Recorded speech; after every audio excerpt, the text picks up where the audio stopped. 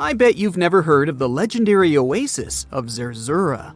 This ancient city is said to be hidden somewhere deep in the Sahara Desert, and its discovery could mean unimaginable riches and untold secrets. According to an anonymous 15th century Arabic guide, the key to unlocking the city lies in the beak of a bird carved on the city gate. Zerzura might not be as popular as Machu Picchu or the pyramids, but that just makes it more mysterious. Legend has it that Zerzura is built around this big oasis somewhere in the desert west of the Nile. Apparently, it's made out of white stone and has all these luxurious houses and gold decorations. The story goes that a scribe wrote down the account of a traveler who stumbled upon Zerzura while looking for his lost camel. At one point in his journey, the man got caught up in a sandstorm, where he got separated from the rest of his group. The traveler kept wandering in the desert for days, and then, out of nowhere, two men showed up and guided him to the city of Zerzura. The traveler described this city as an oasis filled with little birds and made out of pure white stonework. The city is also said to be guarded by giants.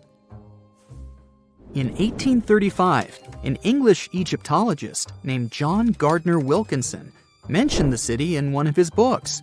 He spoke to a man from Egypt who found the city by accident after days of wandering through the desert. He mentioned some ruins, unusual stonework, and a large oasis surrounded by palm trees. The man even gave some instructions on how the city could be found, indicating that it might be in the western desert of Egypt. But here's the kicker. Even though a group of explorers went out to find Zerzura, they didn't succeed. At the same time, they did stumble upon a bunch of previously unknown oases. In the early 1900s, numerous expeditions were sent to find the city, including one with a fleet of Ford Model A trucks. But, alas, none were successful. Others say Zerzura did exist at one point, but not anymore. It's possible it was swallowed by the desert. It's believed that back in the day, the Sahara Desert was actually green. Scientists even found traces of ancient rivers that flowed through the area 100,000 years ago, creating green corridors across the desert. But Zerzura might have never been real to begin with.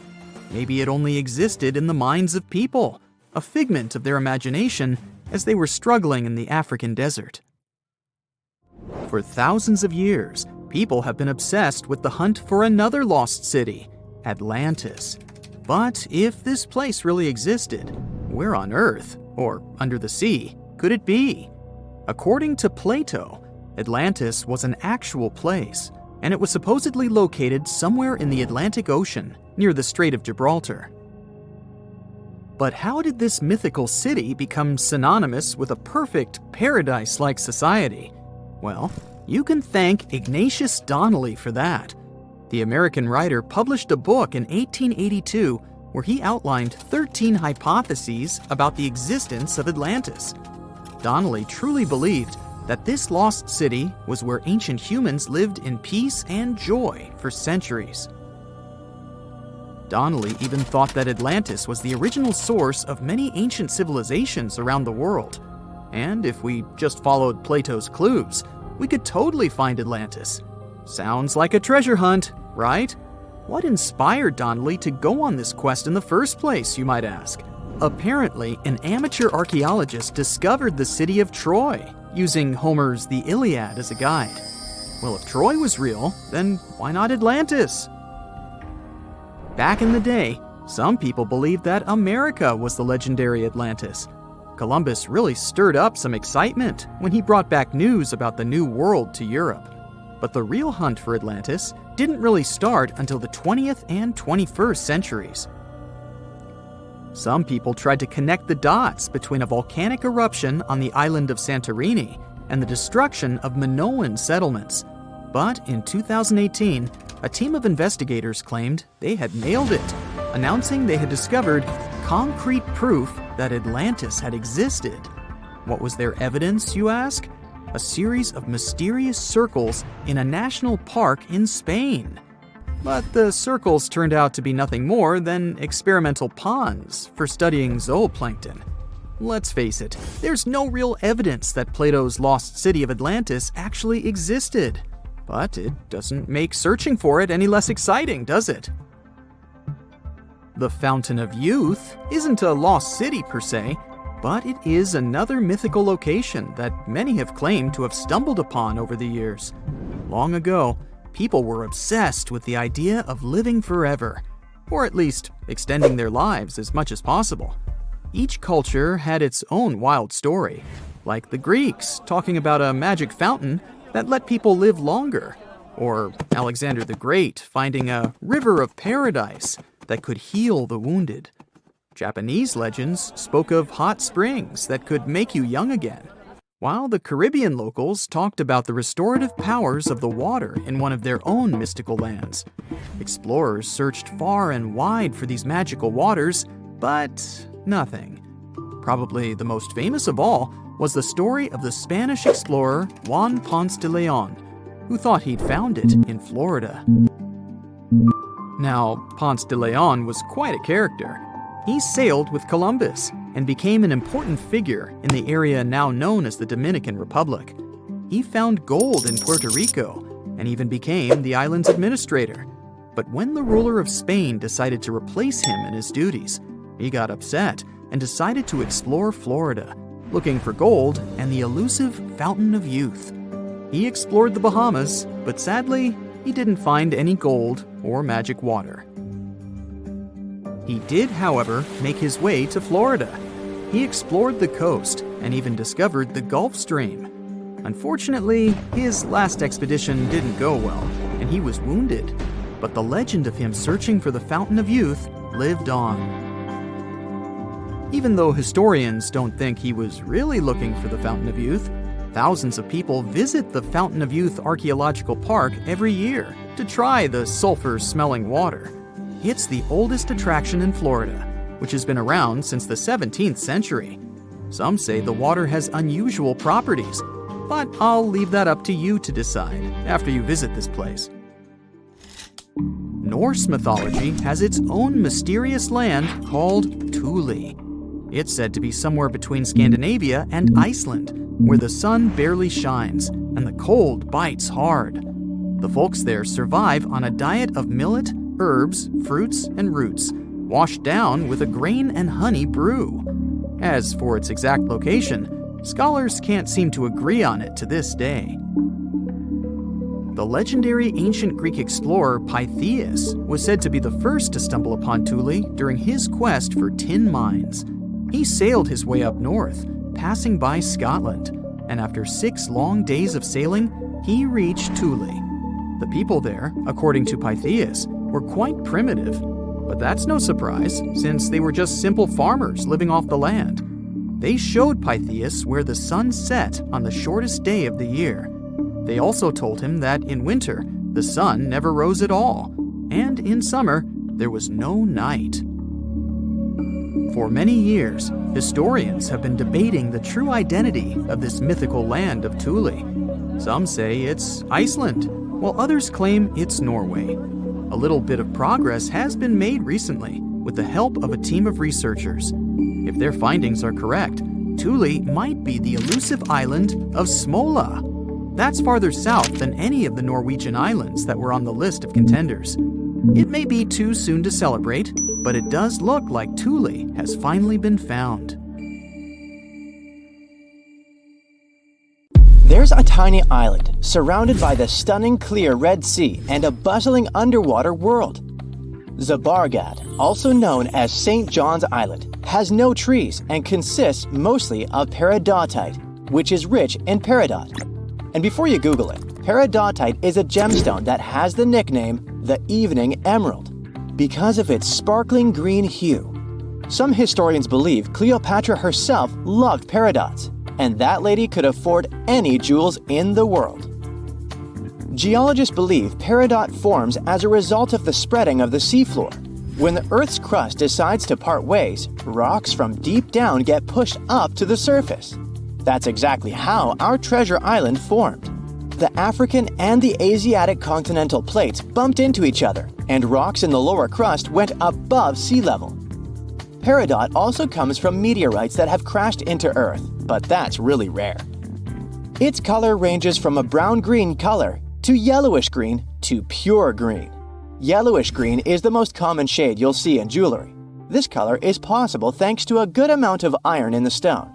The deposits of this beauty are spread all across the world, from Vietnam to Arizona and Hawaii, Tanzania, South Africa, Sri Lanka, and Norway. And then, of course, there's Zabargad. So, this place is geologically unique as it's an island built of uplifted mantle, and it's also the oldest and longest known source of peridots in the world. The first people came here for the gemstones many centuries ago. Famous Roman philosopher Pliny the Elder mentioned in his writings that pirates had discovered Zabargad's treasures in the year 500 before the current era. The beautiful green rocks made their way to Queen Bernice of the Roman Empire.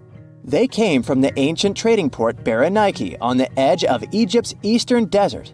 When the city fell in the 6th century, all work stopped, and the island with all its treasures stood alone for hundreds of years. In the 19th century, British explorers found the beautiful green island in the Red Sea and figured out it was the one described by Pliny the Elder a long time ago. Turkey did some mining here in the 20th century. Over just 4 years, they managed to collect over $2 million in peridots. They sent the gemstones to France for cutting. The work conditions on the island were nothing like a tropical fairy tale you could imagine. There was no drinking water for workers, so they had to install a gas-powered water condenser. Now, this territory belongs to the Elba National Park System. Most people come here to see the underwater beauties of the reefs, but if you look above the water, you can still see some beautiful sparkling peridots. If Christmas Island in Australia is on your travel list, plan the trip wisely. If you end up there in October or November when the wet season begins, you won't be able to enjoy a walk around. Red crabs cover the whole island like a blanket. And it's not one of those fluffy blankets you want to wrap yourself into. Over 100 million crabs are on a mission to reach the shore alive, marking a crucial phase in their life cycle. For the majority of the year, these red crabs reside in burrows and rock crevices. They have fruits, berries, fallen leaves, and various organic matter to keep them going. But when the dry season is over and the moon is in a specific phase, they know it's time to go. When they reach the coast of the Indian Ocean after several days of migration, they create deep burrows where females will eventually hatch their eggs. Once the burrows are ready, the male crabs return to the rainforests and the females stay at the beach for at least 12 days to keep the family going. The new parents are so smart, they follow the moon to pick the perfect moment with a milder tide to carry their eggs to the water. Once they hatch, the crabs bring their new family members back inland. There, they wait for the rainy season again to keep the circle of life going. To safeguard this magic, authorities close road in areas where crab migration takes place. Japan has a brand new addition to its archipelago. The world's newest landmass literally popped up in November 2023. This unnamed island is just over 300 feet in diameter. It's made of pumice and tuff left by an undersea volcano that kicked off its eruptions in October. The volcanic hustle has quieted down since then, and the waves are eroding chunks of the newly found land. Without lava flows to create a sturdy protective crust over the soft volcanic debris, the future of this freshly formed island is unstable. Similar islands had popped up before but were short-lived and vanished once volcanic activity ceased. An island born in 2021 the same way is still visible today though, so the newborn island might have some life prospects. If not, we're likely to see more territories like this. Japan is super rich in active volcanoes on land, with over 100 in its collection. If you make friends with the Uros people living in the Lake Titicaca area and ask them for their address to send a postcard, they will have a hard time answering. Their ancestors from more than 500 years ago came up with a brilliant invention to protect themselves from the Incas. They built islands from totora roots and reeds that could be moved away from danger deep into the lake. Totora plants help the local community a lot since it's water-resistant and is used for all sorts of things, from building boats to roofs and mattresses. The islets are even edible, and the flowers of the plant they're made of are used for tea. So there are around 120 islets still preserved, and over 1,000 people can live on them. From 2 to 6 families share one islet home. Since there's no need to run away from the Incas anymore, they need to make sure the islets stay in one place. Every 15 to 20 days, the reeds forming the islets decay and need to be replaced. To prevent constant drifting, locals use eucalyptus rods as anchors, firmly securing the islets. Despite their small size, these islets have 2 spoken languages. The residents craft their fabric and create stunning outfits. Solar panels provide sufficient power for them to have light and even TVs. The main islet has a radio station, and the locals have embraced tourism. You can make a reservation online and experience the floating life yourself. Some islands pop out of nowhere, and others disappear without a trace. One of the most famous so-called phantom islands is Hy-Brasil off the coast of Ireland. Before you ask, no, it doesn't have anything to do with Brazil. Hy is a variation of I, which means island, and Brazil comes from the root bres, meaning mighty, great, beautiful in Irish, and it gave the name to one of the local deities. This tiny mist-covered island was first mapped in 1325, but later attempts to pinpoint its exact location didn't come to one result. So, legend has it that the island appears only once in 7 years, and even those who claim to have seen it say they had just sailed right through it without bumping into any land. Captain John Nisbet shared the story of how he had not only spotted Hy-Brasil, but got stranded on it with his crew. According to him, the island boasted a castle and was mostly uninhabited. There was even an encounter with an ancient grave gentleman who shared the island's ancient history over a lavish feast. In the late 15th century, a series of expeditions set sail from Bristol to find the famous island. All attempts failed, and Hy-Brasil disappeared from the maps in 1865. We might never find out if it was there in the first place, but it's a beautiful story anyway. This just in, the world's oldest pyramid was built during the last ice age. And I'm not even talking about Egypt. I'm saying our ancestors might have spewed a 27,000-year-old pyramid in West Java. Gunung Padang is not exactly shouting pyramid. It's more of a mound with huge scattered stones tossed all over it. But local people seem to revere it, and they have for centuries. It wasn't until recently that the Indonesian authorities decided to excavate a bit deeper to see what all the fuss was about. They ended up finding the remains of a human settlement. It was rather unexpected, since the mound is pretty high up. This excavation could only prove there were humans in the area as far back as 45 BCE, which sounds reasonable. It was up to an Indonesian geologist named Donny Hillman to prove that Gunung Padang is the world's first pyramid. He used all sorts of new technology to support his claim. Our guy used carbon dating, which digs deep into the earth and takes whole chunks of soil. He found layers and layers of constructions, like he was digging up Rome and finding ancient buildings buried in the ground. His research proved that there had been caverns and even rooms down there, which could only mean one thing: humans. As for the rocks located up in the mound, they were most likely strategically placed by the people who lived there back in the day. They needed a place to meditate, so they arranged things in a harmonious way.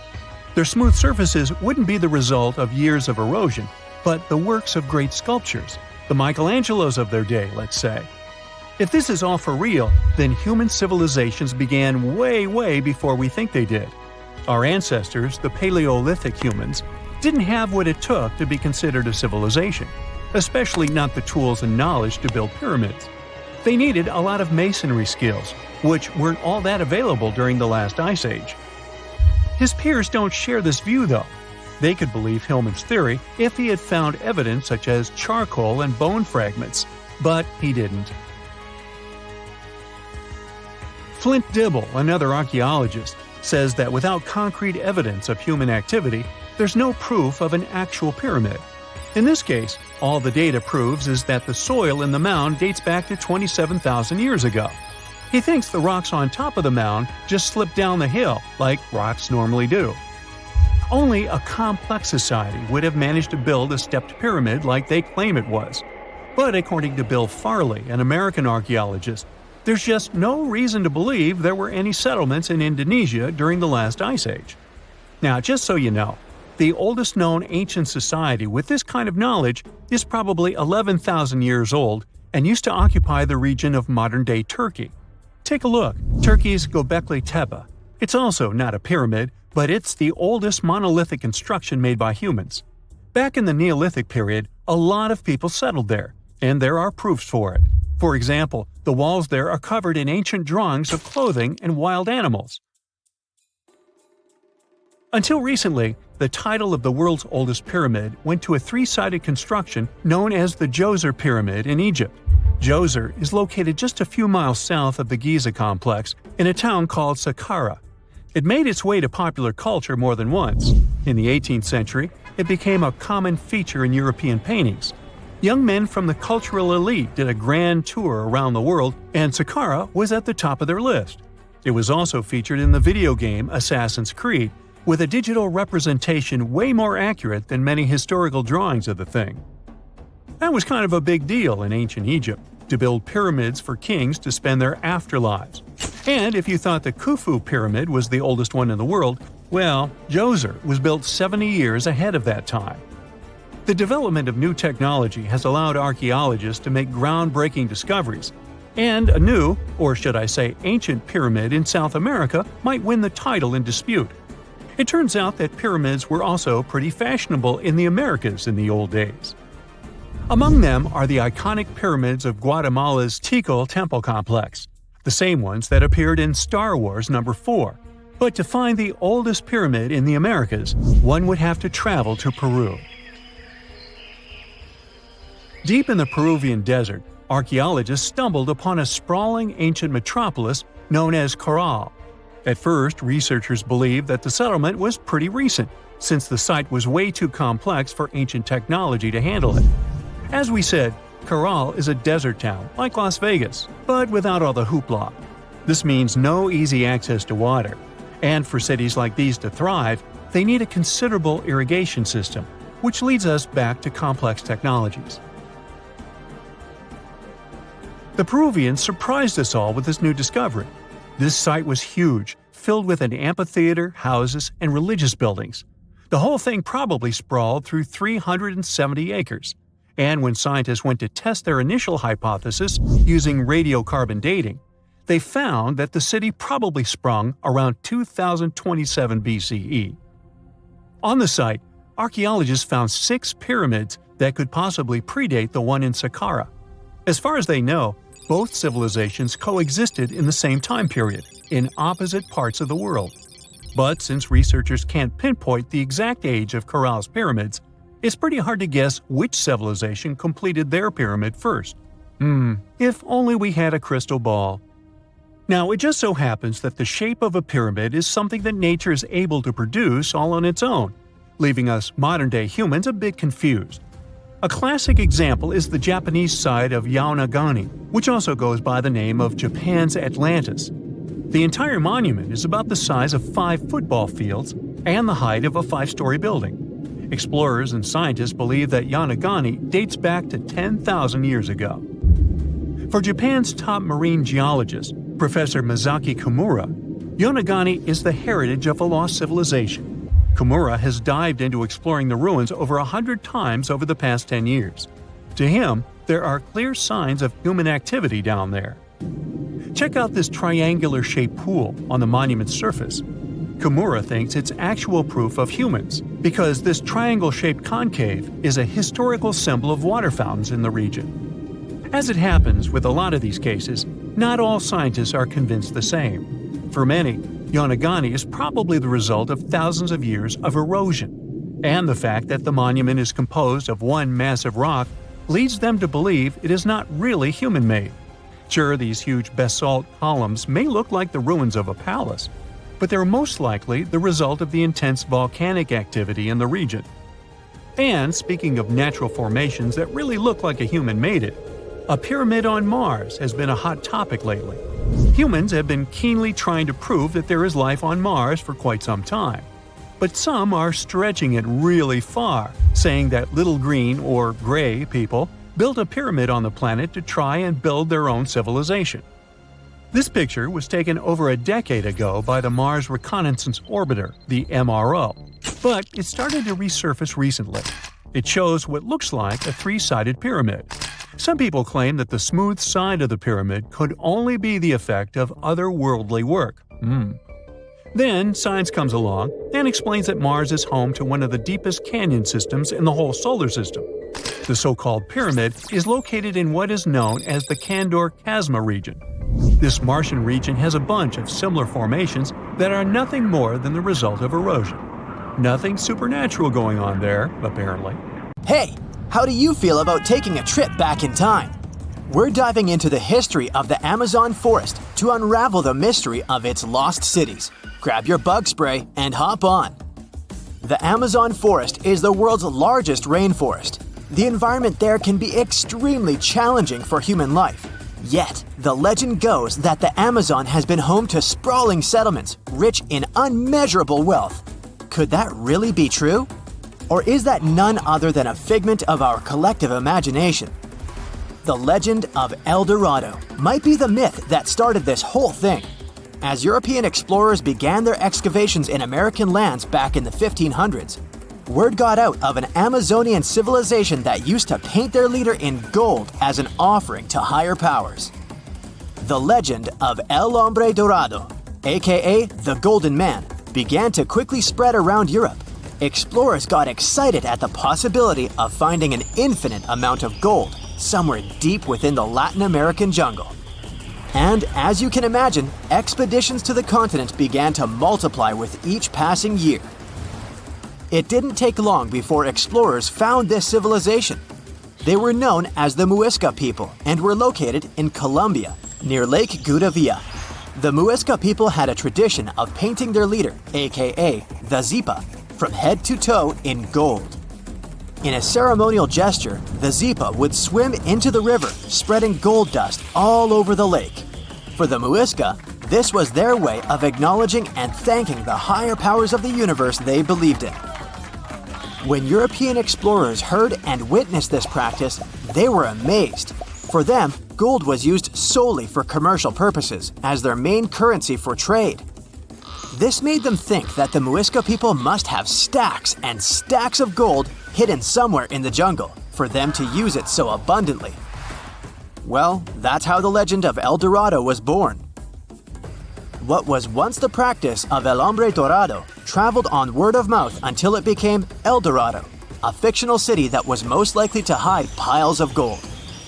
The hunt for this city led Europeans to spend large amounts of money to scour the Amazon forest. Unfortunately, all of their expeditions came back empty-handed. That is, if they ever came back at all.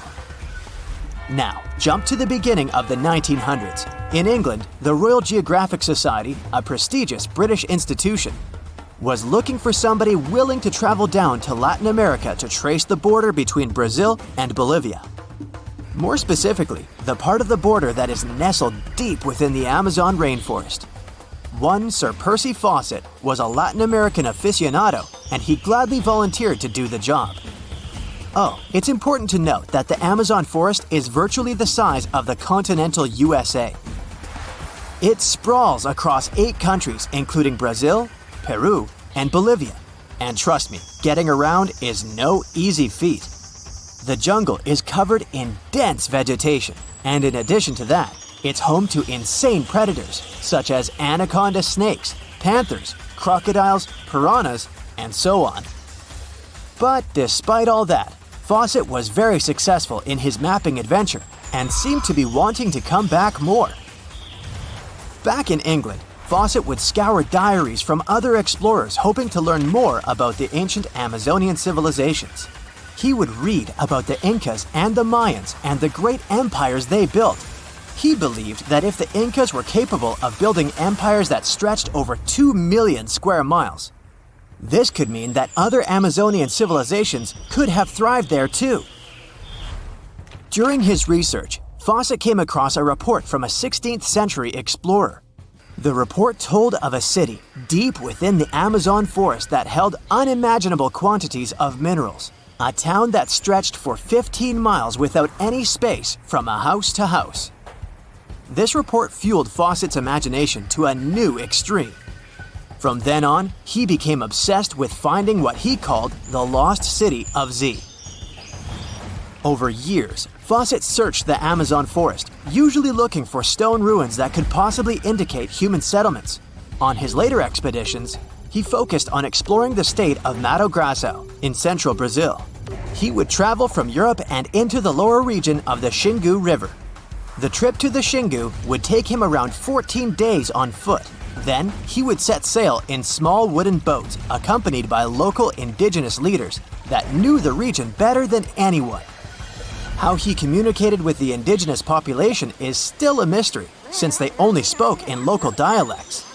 Some scientists believe that this could have been the real reason why he never found the city. They believed he wasn't able to communicate what exactly he was looking for.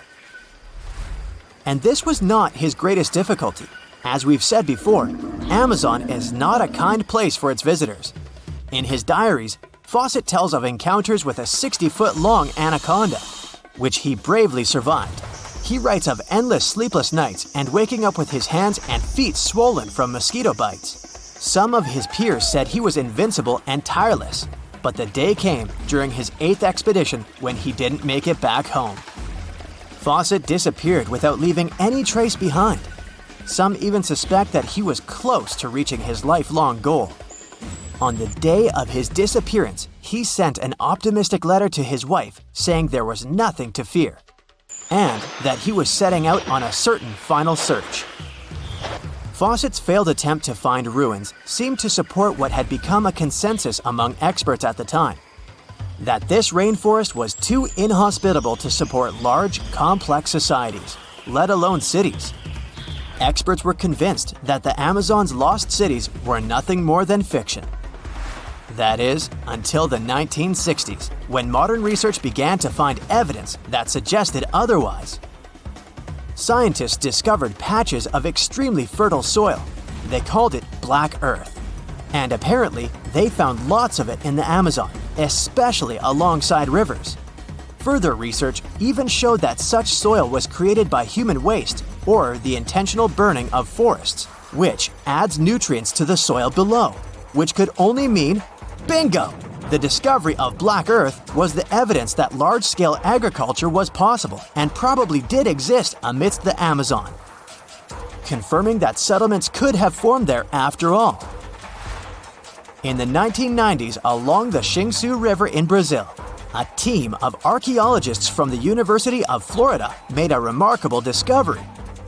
Working alongside local indigenous people, they found very long ditches. After mapping them, they realized that these ditches were a sign of a big settlement. They were remnants of carefully designed walls centered around a plaza. Some were roads that led to more settlements. In fact, just this part of the Amazon, about the size of New Jersey, was once a network of dozens of settlements that experts believe could have been home to at least 50,000 people between 1250 and 1650 CE. Other discoveries were possible thanks to LiDAR imaging, a type of technology that allows researchers to take satellite pictures of the forest's ground without having to step inside of it. A network of trenches in Acre, Brazil, dates back to 200 to 1200 CE. These suggest settlements that could have supported 60,000 people. Other images from near the Xingu River suggest cities that could have housed about 50 million people. These were the lost cities of the Amazon. Believe it or not, these images suggest that Fawcett was very close to a major discovery. He was looking for the ruins in the right place, but he was looking for the wrong thing. Unlike cities such as Cusco, which used stone as their primary material, Amazonian settlements used wood and earth to build their cities. These materials are highly deteriorating and probably decomposed over time. Finding them required a bit more technology than what Fawcett had available at his time. Imagine you've booked a tour through the jungles of Costa Rica. All of a sudden, you stumble upon a huge stone sphere, nearly the length of a king-sized bed in diameter. How on earth did it end up there? And what does it symbolize? You immediately ask your guide. He's not as amazed as you are and tells you that there are actually several hundreds of them scattered across the south of the country. The mysterious stone spheres don't have an official name. The locals simply call them las bolas, which means balls in Spanish, while historians refer to them as Defies spheres, after the culture that produced them. Scientists have studied the sediment layers of the Earth around them and estimate that the earliest were made around the year 600 CE, and the newest ones date to the year 1000 CE. Many of the spheres were relocated after their initial discovery, and that's why archaeologists can't date them precisely. The Defies culture completely disappeared shortly after they were discovered by the Spanish in the 16th century. Unlike the Mayas and the Aztecs, the myths or legends of these peoples didn't survive, so they cannot explain the existence of the mysterious orbs. More than 300 of these objects have been discovered so far, with some being smaller than 1 inch in diameter, and the largest measures 6.6 feet in diameter, standing taller than most humans. Although there are ones made from limestone, most spheres were carved out of a coarse version of basalt, a type of rock that forms when lava cools rapidly. Some orbs weigh up to 15 tons, and in most cases, their surface is smooth to the touch, although there are coarse, mostly unfinished pieces. If we throw away the theory that river erosion naturally sculpted the spheres, the ancient people seem to have created them by hammering boulders with other rocks. Once they got the rough shape they were aiming for, they would polish the rock to perfection, using techniques such as controlled fracture and grinding.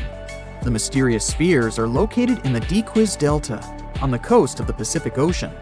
Most of them can be found in a place called Farm 6, which, alongside 3 other sites, was proclaimed a UNESCO World Heritage Site in 2014. The area contains other finds from the pre-Columbian era, such as paved areas, burial sites, and mounds. For centuries, the stone balls were hidden under a thick layer of sediment that protected them against the elements and looters until they were unearthed during the 1930s. The company that owned the land was clearing the rainforest for banana plantations when they stumbled upon these unusual stone constructions. Some were damaged by bulldozers, and some by workers trying to pry them open, as they believed there was gold hidden inside. It took a while before the authorities intervened to stop further damage to the finds. Doris Stone, the daughter of an executive of the company that owned the land, was the first to study the spheres. In 1943, she published an article in a leading American archaeological journal, turning the world's attention to the orbs. Expeditions soon followed, and archaeologists were immediately able to determine that the stone formations were human-made, probably created by the ancient indigenous population of Costa Rica. To this day, no one has been able to fully explain their function in a scientific way. It means there's still room for some wild theories about the sphere's origins and true purpose. The most popular theory in the scientific community is that the stone spheres served as decorations and status symbols, as many of them were found near the houses of chieftains. Local tribal leaders were also laid to rest with some of the smaller balls, so these stone formations were definitely associated with power in some way. Chiseling a boulder to perfection involved a lot of labor and planning, and only powerful individuals could afford it at the time. The other popular theory is that the boulders were used for astronomical observations. Individual spheres represented stars or planets, like a primitive map of the night sky. Since they were perfectly round, it was easy to roll them around. Before the jungle engulfed them, the area where they were found was a flat alluvial plain, ideal for rolling large boulders around. Another version of this theory suggests that the stones were used as boundary markers, much like modern border stones, which are also mostly made from stone. Finally, legends from other tribes that lived in the area tell of how the spheres were cannonballs that the deity of thunder used to drive away the deity of winds and hurricanes. We still don't know the original purpose of the Costa Rican spheres, but they remain an important part of the country's national identity. The National Museum in the Costa Rican capital, San Jose, has 6 of them in its courtyard. Many other spheres have become prized garden decorations for wealthy Costa Ricans.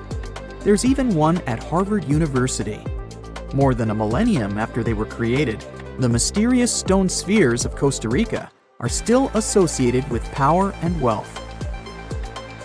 In terms of numbers, the stone orbs are not perfectly round. They are rated as nearly perfect, at 96% spherical in shape. And while even that is pretty impressive, the spheres of Costa Rica are not the only ones of their kind. Nearly a decade ago, workers came across mysterious giant stone spheres deep underground in a coal mine in northern Asia. The surface of the spheres, which measured a little over the length of a human footstep in diameter, was unusually smooth, and people tried to explain it somehow. Some were certain they were out of this world, and others suggested the spheres were actually petrified dinosaur eggs. Scientists quickly put an end to further discussion, as it turned out that the mysterious spheres were concretions. Those are rock formations that take millions of years to form deep underground. Think of a pebble that picks up snow as it rolls down a hill. That's how concretions are made. Groundwater, rich in sediment and minerals, flows around the sediment, slowly shaping it into a perfect orb. The process is quite common in nature, but most concretions are fairly small. The spheres found in the coal mine grew to their size in the mineral-rich ground, and they were big enough to get the press and the general public interested. Another possible case of concretions is the massive stone spheres found in the Visoko Valley in Bosnia. Samir Osmanagic, better known as the Bosnian Indiana Jones, was the first to explore those objects about as wide as the length of a London bus. He believes the stone spheres were carved by a lost civilization that lived in the area 1,000 years ago. The reddish color of the orbs, though, is proof to geologists that they are indeed concretions, rich in iron content. The Moki marbles, found in rural Utah, are similar in color to the Bosnian spheres. These tiny concretions are the size of toy marbles and consist of a sandstone core and a shell made out of hematite, an iron ore. In South Africa, miners have come across Klerksdorp spheres, which are similar in shape and size to Moki marbles. The only difference is that these ones formed inside volcanic sediments and ash. The most intriguing among human-made tiny spheres are probably the orbs found on several Greek islands. Scientists discovered 700 stones smaller than golf balls near the Bronze Age site of Akrotiri on the island of Santorini. They believe that the finds were between 3,600 and 4,500 years old. When they compared all the stones' variations in size and color, the archaeologists concluded that these enigmatic stones could have easily been the oldest board game ever made. With the help of artificial intelligence, scientists are now trying to work out the rules of this game. So hi, how about exploring some cool and unusual artifacts from the past? Let's go! Have you ever heard of Chinese magic mirrors? These mirrors were made of solid bronze. They had 2 sides. The front was a shiny polished surface, similar to our typical mirrors. It was the back that did the magic. When bright light fell on the mirror, it looked as if it was transparent, and the pattern on the back of the mirror got projected onto the wall.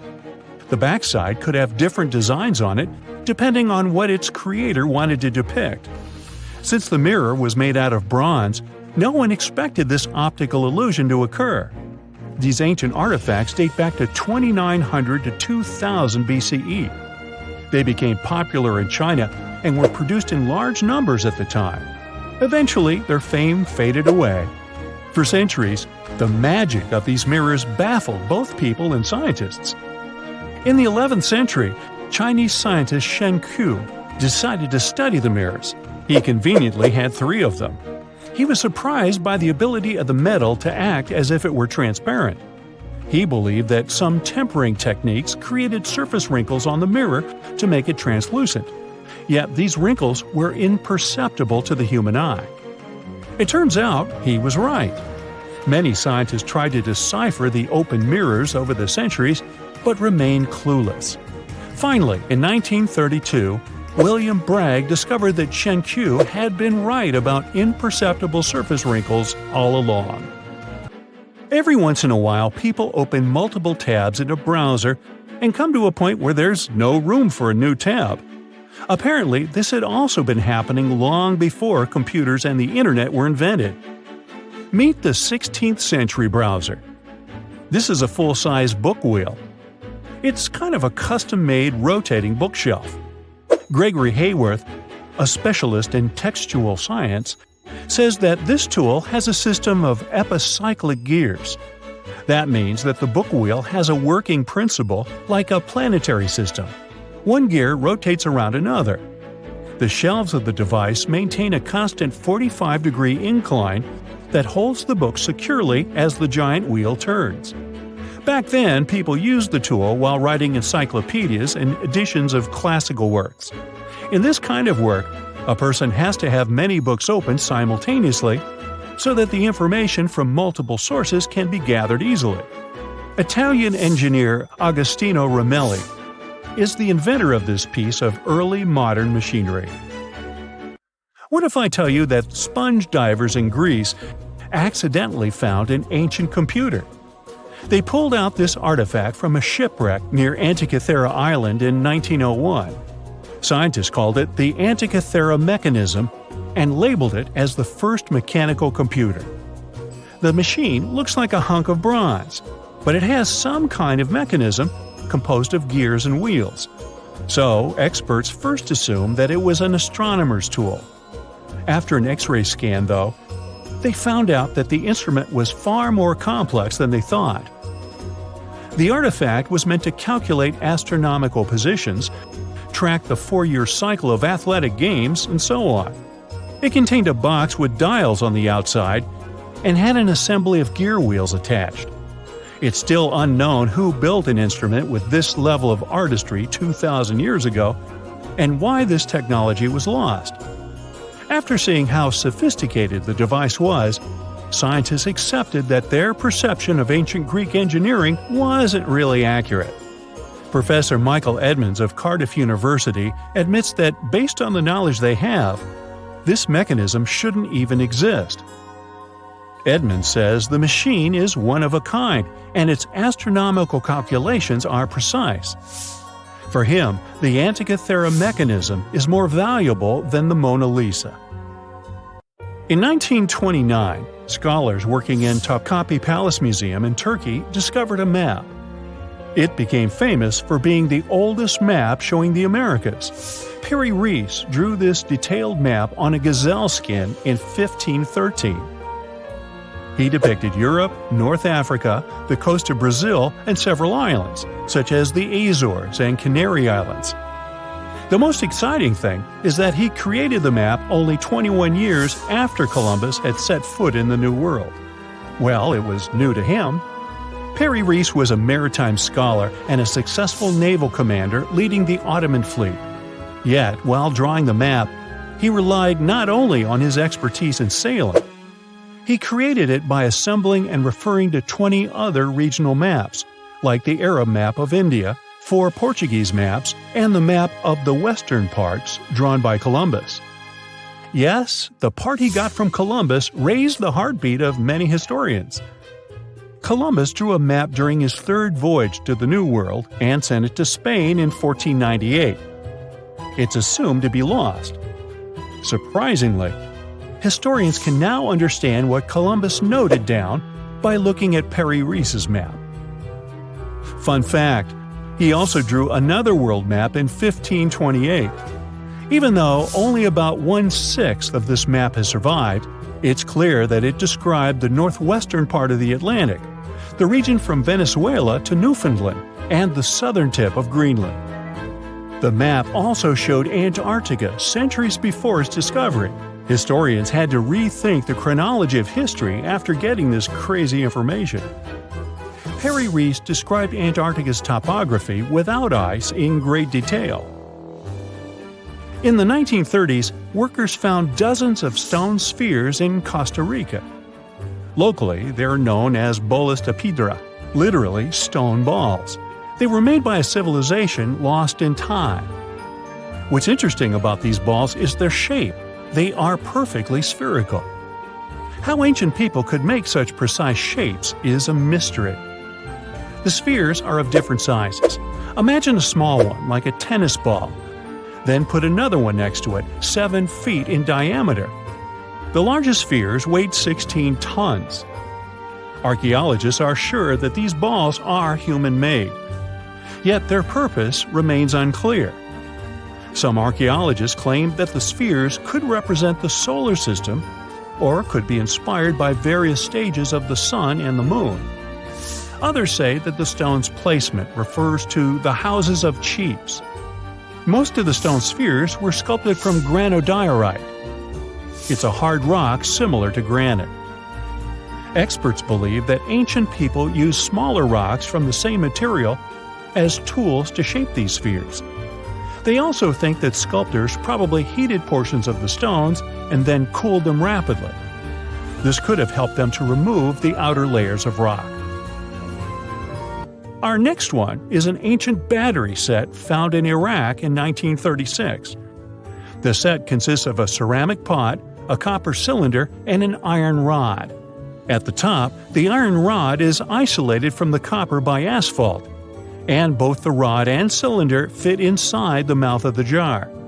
The copper cylinder isn't watertight, so if the pot was filled with a liquid, it would surround the iron rod as well.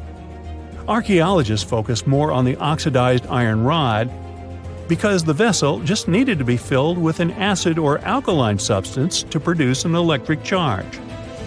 After examining this bizarre artifact, an Austrian archaeologist hypothesized that the instrument made use of chemical reactions to generate electrical energy. That's why they likened the instrument to a battery. An ancient civilization might have used it for some kind of electrotherapy. Yet there isn't any electroplated object known from this period. So Koenig's hypothesis was rejected by many archaeologists, but nobody has proven him wrong either.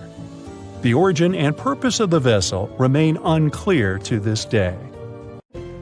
So, want to see the world's oldest art studio? In 2011, archaeologists found 100,000-year-old shells in a South African cave. Those shells were used for paint making. A coating of bright red powder on the inside of a pair of shells is the proof. Archaeologists say they found a complete kit used to produce a pigmented mixture. Now, in a different part of the cave, several paintings were displayed with little price tags on them intended for sale. Nah, just kidding. Although that big one over there would look good over my couch. For more than 3,000 years, the gold mask of Pharaoh Tutankhamun stayed hidden in the Valley of the Kings. This artifact, which stands about 21 inches tall, shows how skilled and artistic the ancient Egyptians were. But nobody expected that X-rays would reveal its biggest secret. King Tut was the last ruler of his family during the 18th dynasty.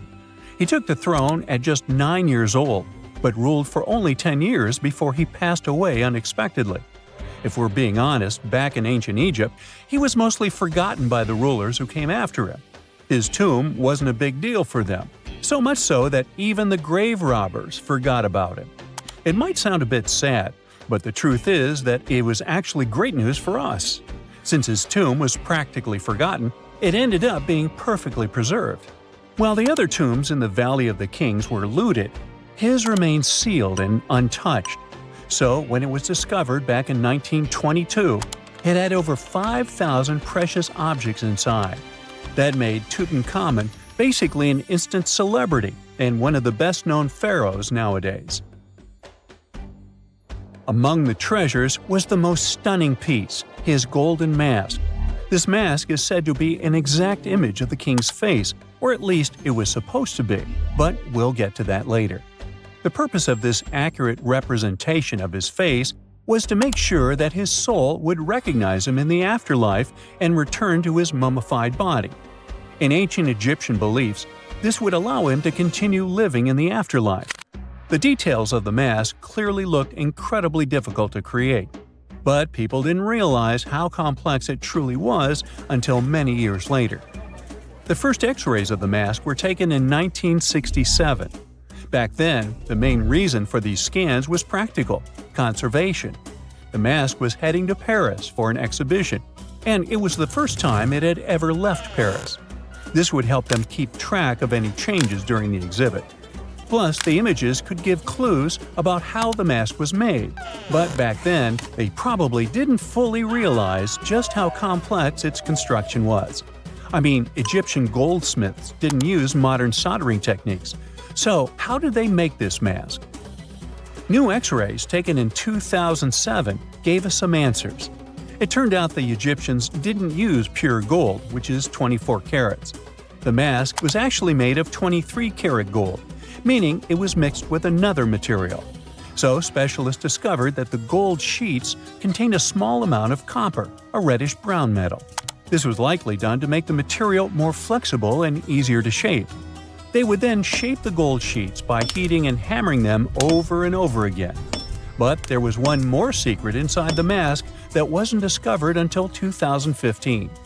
The year before, the staff at Cairo's Egyptian Museum were working on the mask display when the long beard of the mask accidentally got knocked off. Another theory is that the beard had become loose over time and just fell off. Either way, the fact that King Tut's beard came off caused a lot of stress. After all, we're talking about one of Cairo's biggest tourist attractions, so the experts had to fix the problem quickly. The restoration process started with a detailed recording of the mask's condition. To do this, they had to take a full three-dimensional scan of the artifact, and, by accident, they found something very interesting in the mask. Inside the royal beard, there is a gold tube, an intriguing structure that the Egyptians likely used to attach the beard to the rest of the mask. And that proved, once again, that the process of making this mask was even more complex than experts thought. But the mysteries don't stop there. Remember how we mentioned that the mask was thought to perfectly represent King Tutankhamun's face? Well, that might not be entirely true. Some popular theories suggest the mask was never meant for him and was actually made for someone else. A study published in 2015 suggested the mask was originally made for a female pharaoh, his supposed stepmother, the famous and beautiful Egyptian queen Nefertiti. The biggest clue comes from an inscription on the mask. At first glance, it seemed to belong to Tutankhamun, but after a close examination, researchers noted that something else was actually written underneath King Tut's name. The royal name stamp seems to have been altered, and originally it had something written on it that translates to Queen Nefertiti. There is another feature of King Tut's golden mask that was overlooked for years, which adds even more mystery.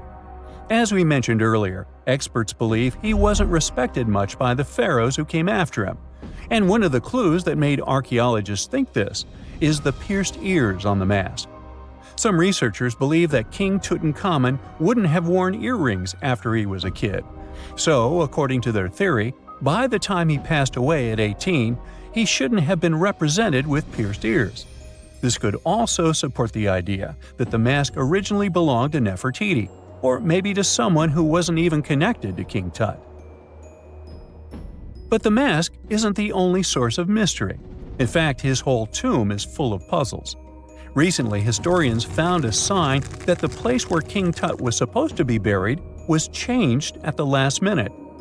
For years, experts wonder why a pharaoh who ruled for 9 years ended up in such a simple tomb. When compared to the grandeur of other pharaohs' tombs, his tomb seemed, well, a bit plain. The idea that a king like Tutankhamun would have such an unremarkable resting place just doesn't match up with the power and importance he must have had in ancient Egypt. So, what happened? Well, apparently, this might have something to do with his successor, Pharaoh I. After King Tutankhamun passed away, researchers believe that I made sure to erase him from Egypt's history. So, one theory suggests that he was probably behind the quick decision to place King Tut's body in a smaller, less impressive tomb. When experts looked at I's own tomb, they found something interesting. There is a large wall covered in painted baboons. This is the same type of artwork found in Tutankhamun's tomb. It seems like the same person might have chosen the artwork for both tombs. Now, the design and decoration of the two tombs are almost identical, suggesting there was a shared hand behind both. But there is one key difference. I's tomb is fit for a king. It's much bigger and more impressive, even though the style and artwork are similar to what you see in Tutankhamun's tomb. So the theory suggests that I decided what went into both tombs. Since Tut passed away unexpectedly at a young age, his grand tomb wasn't finished in time. Normally, pharaohs start building their tombs while they're still alive to make sure everything is perfect. But Tut passed away when he was just 18, so there wasn't enough time. I may have taken advantage of the situation, ordering a smaller tomb for Tut and keeping a larger one for himself. Experts believe this theory explains why Tutankhamun's tomb is so simple and how I managed to wipe his memory from history so easily. But in the end, the story of King Tut's mask and tomb is full of mystery and intrigue. Each new discovery sheds more light on what really happened all those years ago. But one thing is for sure, the secrets of ancient Egypt still have much to reveal, and King Tutankhamun will continue to fascinate people for years to come. Big news! Santa is real, and he looks like this. I know it's not exactly how we pictured the jolly old guy, but a recently discovered tomb might just be the proof we've been waiting for to show that St. Nicholas was real and Turkish. Turns out, he wasn't a North Pole native, but a kind-hearted bishop from the 4th century, famous for giving gifts to everyone. The legend says he was a wealthy man born in the ancient city of Patara, modern-day Turkey, who traveled to the countryside to help the poor and the sick. For centuries, though, people couldn't be sure he actually existed. Some historical sources say he was buried in Myra, which is now called Demre, Turkey. Since the 80s, archaeologists have been digging around this area, trying to prove it. And now, their Christmas miracle has finally come true. After digging 6 feet deep in an annex of St. Nicholas's church, they uncovered a mysterious limestone tomb, about 2 meters long. While they're pretty sure this is St. Nick's final resting place, they're still searching for an inscription to confirm its exact age. Now, if we're talking about the fictional Santa Claus, legend says his home is in Lapland, Finland. Back in 2018, archaeologists made an interesting discovery that could finally prove that Santa was real. They were digging at a site called Tiny Aro when they stumbled upon about 200 burial pits. But when they looked inside, there was definitely no sign of Santa. Actually, there were no human skeletons at all, just a bunch of things like pottery and animal bones. So no one really knows what this place was. That was the complete opposite of what happened with a group of archaeologists working in the ancient city of Petra, Jordan. Since 2003, there have been rumors about hidden chambers beneath the famous monument called Al-Khazneh, also known as the Treasury. 21 years later, a team finally decided to dig and uncovered an intact tomb. Inside, they found at least 12 human skeletons and artifacts, estimated to be over 2,000 years old. Hundreds of thousands of tourists travel to Al-Khazneh every year, and most of them probably go there to see the site of the Holy Grail in the movie Indiana Jones and the Last Crusade. So, do you want to know the funny part? One of the skeletons in the tomb was clutching a ceramic chalice that looked a lot like the Holy Grail. You probably remember the devastating fire that caused massive damage to Notre Dame in Paris back in 2019. Because of that, the building, originally built between the 12th and 13th centuries, had to be restructured. But archaeologists saw it as a golden opportunity to dig into the site and uncover its hidden secrets. The team was only allowed to dig about 16 inches beneath the floor, but that was enough. As soon as they removed the floor tiles and cleared away a thin layer of dirt, they spotted the top of a lead coffin. Then, they found some limestone sculptures, including life-sized heads and torsos. Altogether, they uncovered over 1,000 fragments of different works of art. Ancient statues have been found in the most random places, including a sewer. In July 2024, Bulgarian archaeologists were checking a Roman sewer in the ancient city of Hy-Brasil when they found a nearly 7-foot-tall marble statue of Hermes, the Greek messenger deity. This town was completely devastated and abandoned after 2 earthquakes, one in the year 388 and the other in the year 425. But somehow, it didn't destroy this statue. In fact, its head was found in surprisingly good condition. Finding ancient artwork is definitely fascinating, but imagine stumbling upon an entire hidden city in the Amazon rainforest. Using high-tech lasers, researchers uncovered a lost civilization with thousands of structures and a whole network of roads, canals, and houses, all buried beneath the dense jungle. This city was built around 2,500 years ago, in an area located in the shadow of a volcano, which, by the way, could have erupted and destroyed this civilization at some point. It's hard to say exactly how many people lived there, but experts estimate they stayed up there for about 1,000 years. This discovery proves ancient people also had huge organized cities in the middle of the Amazon. A similar thing happened in Campeche in southern Mexico. An archaeologist was doing some research on the internet when he accidentally discovered a hidden Maya city. This area, now called Valeriana, was huge, about the size of Edinburgh, the capital of Scotland. It had pyramids, sports fields, amphitheaters, and paths connecting different districts. Thanks to satellite images, archaeologists uncovered an entire unknown civilization from the Bronze Age. They were checking out aerial images when they discovered 100 prehistoric settlements in the Pannonian Plain, a region that includes parts of what's now Serbia and Hungary. The people who lived there are now known as the Titsa site group, and it looks like they were a pretty well-organized society, skilled at growing food, hunting, and fishing.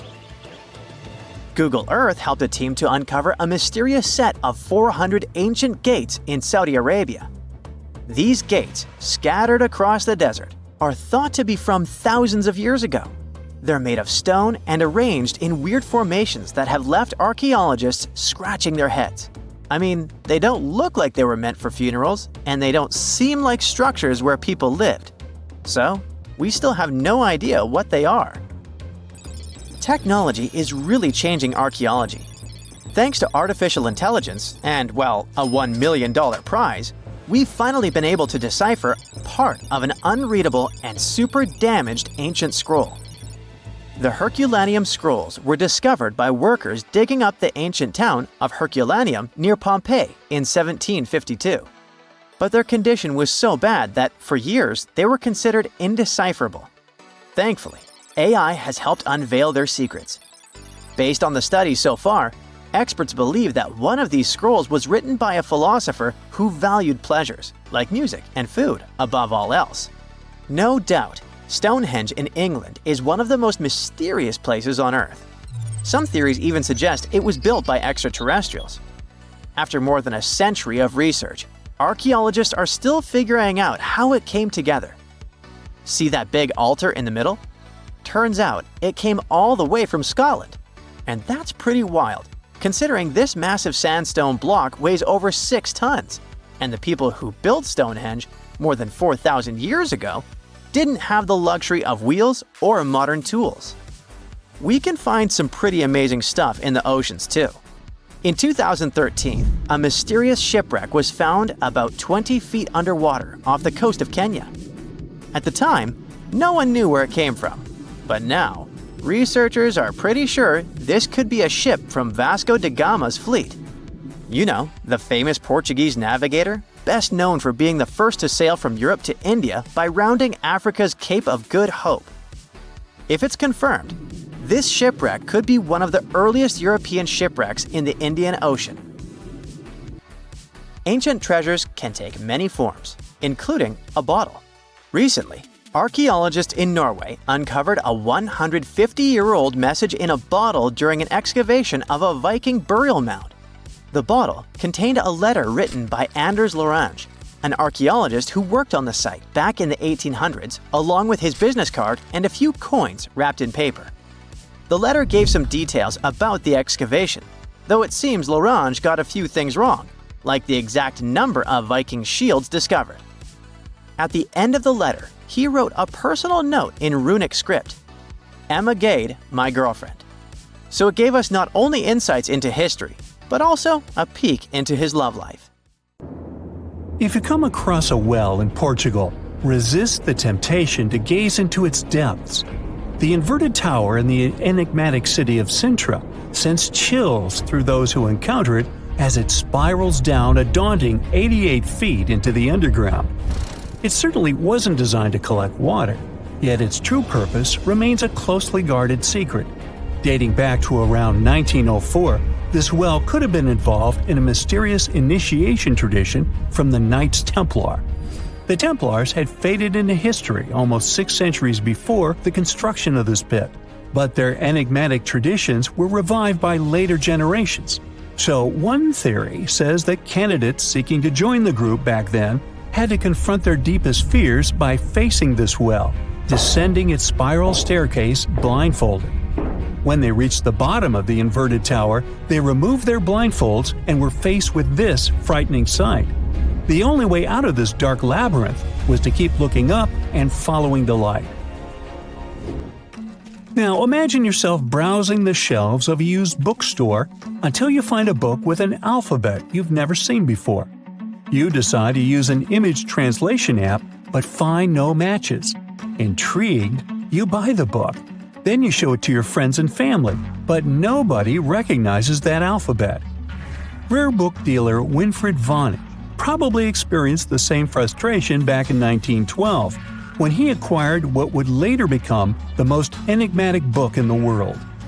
The work is known today as the Voynich manuscript, and it's written entirely in an unknown language that no one has deciphered yet. The pages of this 15th century codex are filled with botanical drawings, but these aren't typical daisies or roses. In fact, they don't resemble any plant species that we know of. What makes things even stranger is the illustrations of unfamiliar constellations and women swimming in green baths. Delving deeper into the realm of mysterious texts, we set off on a journey to the Qumran Caves near the Salt Sea in the Middle East. In 1952, a team of archaeologists stumbled upon 2 scrolls made of highly oxidized copper at the site. Unrolling them was a major challenge, so they decided to cut the scrolls into 23 parts to investigate them. Imagine their surprise to see Hebrew words like gold and silver popping up. But no, it wasn't an ancient invoice. It was more like a treasure map, pointing the way to over $1 million. Unfortunately, the treasure was never found. Not for lack of trying, though. You see, the quest isn't as easy as it may appear. Some of the copper scroll's vocabulary is technical, and some geographical locations remain a mystery. There's also one last possibility. Perhaps it's all a work of fiction, like a pirate tale from the old days. People talk about Mona Lisa's almost haunting stare that seems to follow you no matter where you stand. But here's a quick question. Does she have eyebrows? You got it right if you said no, and her complete lack of eyebrows adds another layer of mystique to her gaze. The most common explanation is that beauty standards were different, and perhaps plucking the hairs above the eyes was a thing around 1503. But take a look at other Italian paintings from that time, like La Schiavona or Portrait of a Young Girl. Yep, eyebrows. So, not everyone was entirely pleased with this theory. like French inventor Pascal Cotte. He spent 3,000 hours analyzing scans of the painting to dig through all the layers of Leonardo da Vinci's masterpiece. Now he claims that the Mona Lisa once had eyebrows, but they disappeared over time due to cleanings and restorations. Some historians, however, still question his findings, which means that Mona Lisa's style, or lack of it, remains an unsolved mystery. So, you decide to travel to Rio de Janeiro, and everyone tells you that Sugarloaf Mountain is a must-see. When you spot the mountain from a distance, you realize that the stone has a cavity. But around noon, the whole view changes. The shadow in that cavity takes the shape of a bird, an ibis to be precise. A local legend links this bird shape to the ancient Egyptian deity Thoth, as if the ancient Egyptians once visited Rio de Janeiro and were somehow inspired by the natural phenomenon. But it's probably just a big coincidence. I mean, literally. The real mystery, however, lies in the waters around Sugarloaf Mountain. In the 80s, archaeologist Robert Marks got a tip from locals about a treasure hidden beneath Guanabara Bay. He dove in and found quite a few Roman amphorae. You know, those ancient vases with two handles? His discovery could potentially provide evidence of a Roman shipwreck that might have reached Brazil 17 centuries before the Portuguese even set foot there. However, he couldn't proceed with his research, and to this day, the idea of the Roman presence on Brazil's coast remains uncertain. The true location of Cleopatra's tomb isn't the only ancient Egyptian mystery. Many secrets are carved into the walls of ancient structures, like in the Temple of Seti I. Take a close look at this hieroglyph, and you'll notice that it resembles a modern-day helicopter. Look to the right, and you'll see an engraving that looks like a submarine. Odd, right? The most reasonable explanation for this has to do with the legacies of different rulers. When a new pharaoh came to power, they had their own hieroglyphs added over the original ones. But this is still a topic of debate, as some Egyptologists believe that these mysterious hieroglyphs may represent some kind of ancient technology. The same applies to the Dendera light. The image found in the underground passageway of the Hathor Temple is a subject of significant controversy in Egyptian history. Some researchers suggest that the inscription simply represents a rising sun, while others interpret it as evidence of some kind of modern lighting system. And it does indeed resemble Crookes' tube, one of the early experiments with electrical discharges. Although there's no concrete evidence of ancient Egyptians having modern electricity, some historians believe that this theory could help explain why many discovered tombs don't have any residues left behind from the use of oil lamps or candles. A lot has been said about the mysterious pyramids of Egypt, but many people tend to forget that other inexplicable structures had already existed even before them. Our next stop takes us to Turkey. The top of a hill known as Göbekli Tepe, near the city of Urfa, holds an ancient secret. It features more than 20 circular stone enclosures dated back over 11,000 years. Many of these have heavily carved stone T-shaped pillars adorned with eerie human figures with folded hands. The most accepted theory is that it's the world's first temple, likely used for rituals or social events. But the greatest mystery lies in how it was built, as this site existed before the domestication of animals or the use of metal tools.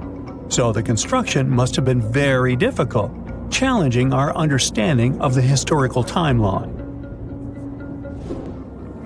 Now, I hope you're not afraid of heights, because we're about to take a flight over the Nazca Lines. You've probably already heard about these massive, mysterious drawings etched into an arid region of Peru. They come in many different shapes, like a spider, a monkey, and even a Google-eyed ET that is probably just a fisher. Anyway, this story got some fresh chapters in 2022 when an additional 168 new drawings were discovered. The original ones could only be seen from the air, but these new ones are much smaller and can be observed from the ground. However, one thing they have in common is that their purpose remains totally unclear. Some might call them the largest-scale calendar in the world. Others suggest that they served as a tool for agricultural purposes. Of course, many theories have emerged in an attempt to give the Nazca lines a meaning, but the truth is that they remain some of the most important unsolved mysteries in history. We all know some iconic symbols. The Statue of Liberty screams USA. The Eiffel Tower represents Paris. And this mask? Undoubtedly, it's Tutankhamun's, right? Sometimes it feels like historians have squeezed every last drop out of the King Tut story. But guess what?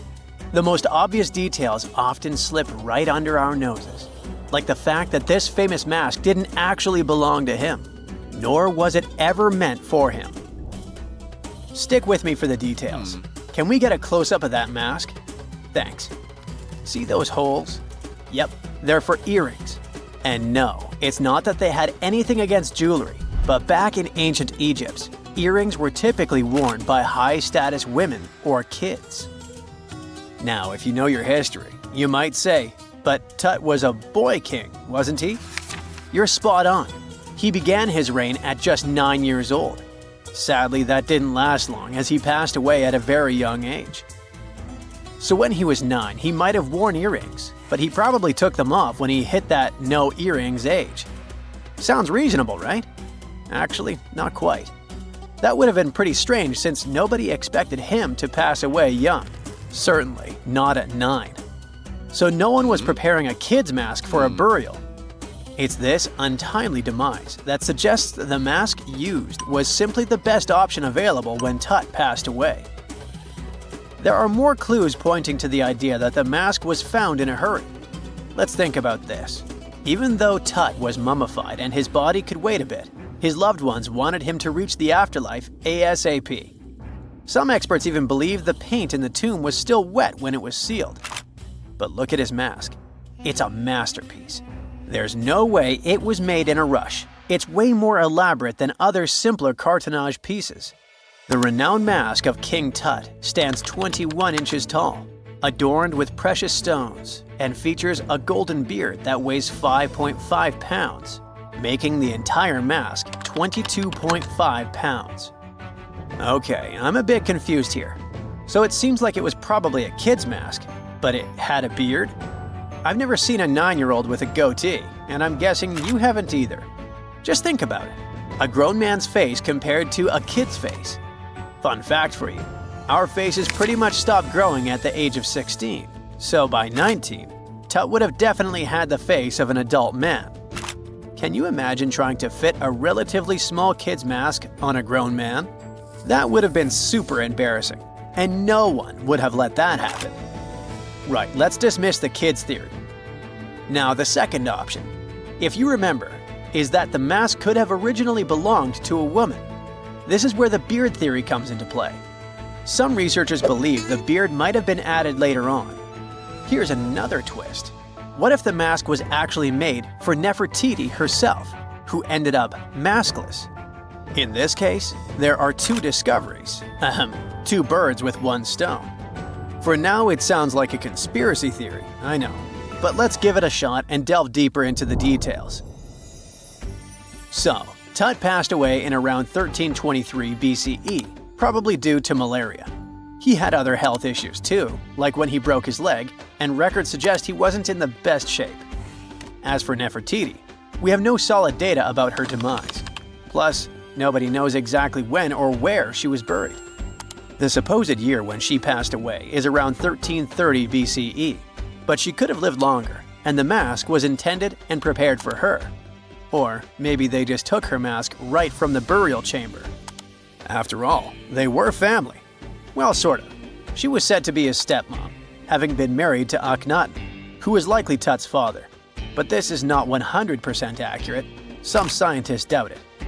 Ah, these ancient Egyptian families. It's hard to keep track of who's who. I know, you're not yet convinced that Tut wore a lady's mask. Let me share one more theory with you. Meet Howard Carter, the enthusiastic archaeologist who discovered Tutankhamun's tomb. It was located in the Valley of Kings outside Luxor and, to everyone's surprise, was nearly intact. When he entered, he noticed something odd. This didn't feel like a pharaoh's burial chamber. It was classy and all, but it had a vibe that suggested it was made for a woman. Typically, Egyptian pharaohs had larger tombs that suited them better, and even more strangely, it was oriented to the right of the entrance.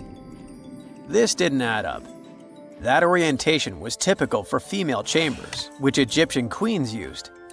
Another red flag was that the chamber appeared to have been built in stages, and all the artifacts, around 2,000 of them, seemed hastily placed there. Even more curious, they looked like they were meant for other royals. Carter discovered this burial site in 1922, but it remained a mystery as to why it was so bizarre. Almost a century later, Nicholas Reeves thought he may have solved the puzzle. He claimed that King Tut might not have been the original resident of the tomb. Instead, he suggested that the undisturbed resting place of the legendary Queen Nefertiti could be hidden behind the walls of the boy king's burial chamber. Nicholas studied high-resolution photos for months, meticulously examining every pixel. One day, he focused on detailed scans that revealed the texture of the tomb's walls beneath layers of paint. He spotted what he believed to be outlines of two doorways that had been blocked and plastered over to hide them from view. The more he looked, the more it seemed real. Could it be a tomb within a tomb? Nicholas theorized there was a hidden storeroom behind the western wall of King Tut's tomb, and his chamber might just be the outermost section of a larger corridor-style network of rooms. It all sounds fancy, but sorry to break it to you, Reeves' theory was debunked. To find out if he was onto something, experts had to use ground-penetrating radar to see the unseen. Reeves' idea was that if there were gaps, it could indicate the presence of additional rooms. And at first, in 2015, one expert even thought he had found a hidden room. But the glory didn't last for long. A year later, after double-checking, it turned out there were no hidden doorways. By the way, Nefertiti isn't the only legendary woman from Egypt whose burial site remains a captivating mystery. There's a cool legend about Cleopatra that you might enjoy. It's said that she once declared, "No man will ever find my tomb." Kind of fitting, right? After all, the person who's come closest to uncovering her final resting place is a woman. Fast forward a few millennia after she passed away, and while no man has located it, archaeologist Kathleen Martinez believes she might have cracked the code. She's been on the quest for Cleopatra VII's tomb for nearly 20 years, and recently discovered a bust that she thinks represents the famous queen. However, not everyone is on board with her claim. Some experts argue that the bust doesn't resemble Cleopatra at all. Alongside this intriguing marble statue, Martinez's team also unearthed 337 coins, some of which, less controversially, feature Cleopatra's likeness. But the real part is that it's still not officially confirmed. There's no doubt about the existence of the small bust. It's carved from white marble, fits in one hand, and shows a woman wearing a royal crown, according to a translated statement from the Egyptian Ministry of Tourism and Antiquities. The big question, though, is who it actually depicts. While Martinez insists this statue is a representation of Queen Cleopatra VII, many other archaeologists argue that the facial features don't match, suggesting it likely belongs to a princess instead. Sorry, I can't resist the temptation of breaking the magic for a moment. Some folks believe that the whole idea of "no man will find my tomb" is misunderstood. Even if she did say it, what she probably meant was "no living soul," and it wasn't about gender at all. It can as well be just a beautiful legend. Toodaloo! This hidden village is called Aogashima. It's located right in the middle of a volcanic crater. You can find it to the south of Japan, in northernmost Micronesia.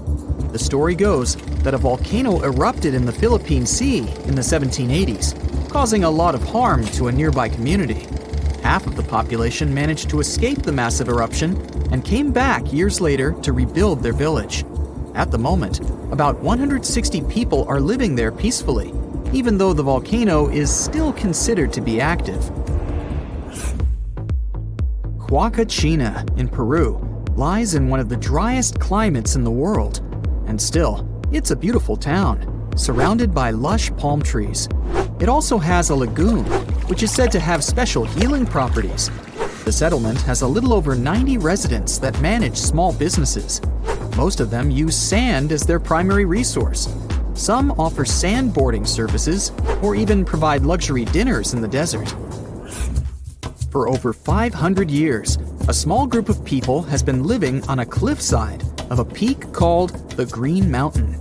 It's one of the most remote places in Oman and in the whole world. The only way to reach the settlement is on foot, by mule, or by all-terrain vehicle. It's called Al-Sogara, and you need to hike around 20 minutes up a steep stone staircase to get there. The village appeared back when the locals chiseled their houses into the mountain stone to protect themselves from storms and the cold. 5 families of the Al-Sharaki tribe still call this place home, about 25 people in total.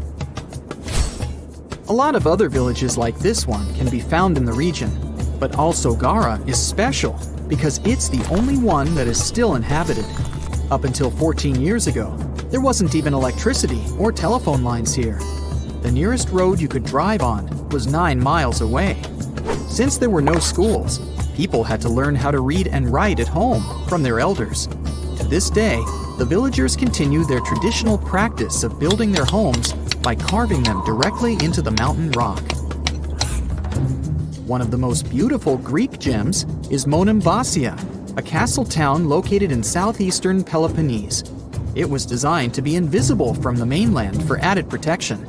You can only see it from the sea, and to reach it, you need to follow a narrow pathway that connects it to the mainland. That's actually how its name came into being. It translates to a single passage. Monemvasia was built in the Middle Ages, exclusively carved in the mountain rock. These days, a lot of old mansions have been turned into guest houses and boutique hotels. Not only is the architecture amazing and beautifully preserved, but it's also surrounded by crystal clear waters. A town with no roads? Pack your bags for Giethoorn in the Netherlands, if you don't mind traveling by boat. The town is very peaceful, probably because everyone here travels by canals. Even the mail gets delivered by water. Since there's no car traffic and people rarely move around, the town is really quiet. So quiet that the loudest sound one can hear is the quacking of a duck every now and then. It initially started as a movie set, but Hobbiton in New Zealand still exists, even after the filming of The Lord of the Rings and The Hobbit was finished. Tours to the charming set town are now available. There are 44 Hobbit holes in total, though only a few of them are actually open to the public. The isolated cliffside village of Gasadalar in the Faroe Islands has a population of only 11 people. It's mostly known for its scenic waterfall, which falls directly into the Atlantic Ocean.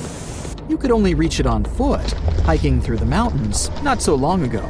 However, a tunnel has been constructed recently, making the place easily accessible by car. The 1980s musical Popeye had a custom set built on Malta. It wasn't taken down after the filming had been finished, and Popeye Village is now home to groups of beautifully colored wooden buildings and a company of actors. There's a lot of fun stuff to do there, like watch theater shows, go on boat rides, visit museums, or simply explore the creative village. The oldest and most photographed village in Austria is called Hallstatt. It's a hidden European gem with beautifully preserved old buildings and a subterranean salt lake. It's also home to a museum with artifacts as old as 7,000 years and the world's oldest salt mine. Fort Bortange in the Netherlands is a small establishment shaped like a star.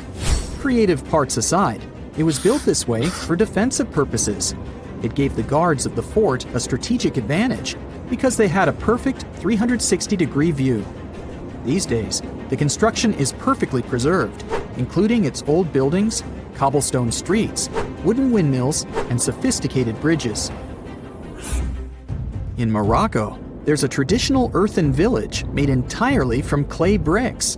You can find it in a valley close to the Atlas Mountains, 32 miles from the capital of Morocco. Merchants who followed the trans-Saharan trade route went through this town, carrying spices and gold. As the trade route became less and less popular, many of these fortresses were abandoned and are now preserved relics. It's one of the best places for skiing in the world, but it's still hidden from the public. No wonder the locals call it the secret side of the valley. Located in Austria, the tiny village of Varth has only a couple hundred inhabitants. Not only is it the snowiest village on Earth, but it also has access to one of the biggest ski slopes in the world. Its popularity increased a bit in 2013 when the construction of a high-speed road was completed nearby. Pirano in Italy is one of the most colorful islands in the world. Because of its vibrant colors, it almost looks tropical. It features emerald green waters, beautiful houses, and a 17th century bell tower. Its lace-making tradition brought Leonardo da Vinci to the island back in the 1400s. He bought a piece of cloth there and later used it for the design of the famous Dome of Milan. If you have a UK passport, you must be familiar with the beautiful small town of Byberry, as its scenery is featured in your ID. It's surely one of the most charming towns in Europe, as it's made up of stone buildings standing on the River Colne. The image in the UK passports is that of Arlington Row, a line of weavers' cottages that date back to the 14th century. The town of Coober Pedy in Australia is partially underground. It all began back in 1915, when opal deposits were found in the area. To this day, the town is still the biggest opal mine in the world. People living there figured out that it would be more comfortable for them to stick to the underground, as the temperatures outside can reach 125 degrees Fahrenheit. So, the settlement now has underground stores and galleries. Coober Pedy is also home to the world's first 4-star underground hotel. To visit the most remote location in the whole world, you'll need to prepare yourself for quite a journey. If you're traveling from the United States, for example, the easiest route is a 15-hour-long flight to Cape Town, South Africa, followed by a 6-day boat ride. Only after that will you reach Tristan da Cunha. Or you can take a month-long cruise across the South Atlantic Ocean, whatever works better for you. Planning in advance is a must, since there are only 9 boat trips to the island yearly. The island itself is just 7 miles long. Sitting right in the middle of the South Atlantic Ocean, it covers a mere 37.8 square miles. The 300 residents are all farmers. They have the internet, but it's really slow. As for a phone network or a local newspaper, neither is available. The inhabitants of the island speak a dialect of English that is used by the smallest number of people in the world. Back in the 12th and 13th centuries, Bologna used to look like modern-day Manhattan. No one knows exactly how many towers resembling skyscrapers it used to have, but the most likely number is at least 100. The tallest of them was around the same height as Big Ben. When the towers were built, Bologna was one of the largest cities in Europe. Construction projects were massive and ambitious. Someone built cathedrals and town halls, and the richest noble families also erected towers, possibly as a symbol of status and wealth. There was no place in the city center to build grand castles, so they had to go up with the construction. They didn't actually live in those towers, but in smaller structures next to them. The towers served for defensive purposes. It took between 3 and 10 years of work to build one tower, and it was a really tedious process. Each of them had a steady foundation deep underground and a base made of big blocks of selenite stone. The rest of the tower was becoming thinner and lighter the higher it went. In the 13th century, they demolished many of the towers, and others just collapsed by themselves. Some of them were later reused as city towers, shops, or residential buildings. Now you can see only 22 towers still standing in the center of Bologna. 2 of them have become the unofficial symbol of the city, mentioned in every guidebook. Another historical surprise coming from Italy is that gladiators weren't only male. Gladiatrix were rare, but they did exist. There's evidence that several women took part in Rome's public games. In ancient texts, these women were often called ludia, or mulieres, but not ladies. Some scholars think it means that it was mostly lower-class women in the arena. The term gladiatrix wasn't used in ancient times. It was first coined in the 1800s. Women who chose to become gladiators seemed to do so for independence, fame, financial rewards, and probably debt remission. They were most likely honored like male gladiators. All this was a bit tricky to accept in Roman society at that time, and women's roles in it. At the beginning of the current era, the Roman Senate passed a law prohibiting free-born women under 20 from taking part in arena games. Emperor Septimus Severus banned all women from the arena in the year 200 of the current era. He was probably afraid that women might want to compete in the Olympic Games. It would seriously mess up the existing social order. Pineapples were once the equivalent of designer bags and watches today, a symbol of wealth and status in Britain. You can still see them at the top of the western towers of St. Paul's Cathedral, one of the most famous landmarks of London. Explorers who came back from the Americas described pineapples with so much enthusiasm that everyone was dreaming about trying the king of fruits, as it was called. Pineapples need very high temperatures and years to mature. And despite the cold and rainy climate of England and Scotland, you could see pineapples growing in any wealthy country house garden by the end of the 18th century. They even installed special greenhouses called pineries with heating systems. A single pineapple was worth up to 80 pounds, which is about $15,000 today. Of course, people would hardly eat this expensive beauty, but send it as a gift or display on a dining table until it would rot. Folks who couldn't afford to buy a pineapple would sometimes rent one to show off wealth at a party. The king of fruits became a part of various designs and tableware for the rich. Stone pineapples on gateposts and the pineapple atop the Wimbledon trophy are living memories of that time. Around 1820, there were so many pineapples imported from abroad that they started losing their luxury status. 100 million years ago, there were giant crocodiles living in the Sahara Desert. In the 1990s, paleontologists found fossilized skeletons of primitive crocodiles, including the so-called supercroc. They discovered several partial skeletons from 110 million years ago. This prehistoric giant with a head as large as an adult human was about 40 feet long. That's about 2 times as tall as a giraffe. The croc thrived both in water and on land as part of a diverse ecosystem of ancient North Africa.